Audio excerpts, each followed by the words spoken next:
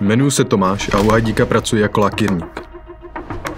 Od malička rád kreslím, takže můj cit pro barvu můžu uplatnit i v práci. Vůbec nevadí, pokud nemáš zkušenosti.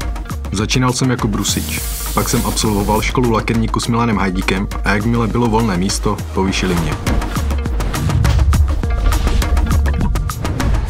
Není lehké se na takovou pozici dostat, ale pokud to v sobě máš, příležitost dostaneš. Ani nevadí, pokud jsi zdaleka. Firma jako jeden z palety benefitů nabízí příspěvek na dopravu a za přesčasy tu dostaneš 50% příplatek. Je to paráda dělat něco, co tě baví. Díky tomu, co jsem se tady naučil, si teď umím sám nalakovat cokoliv.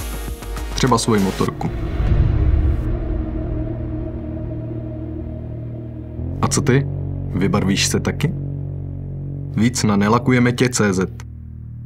Hajdík.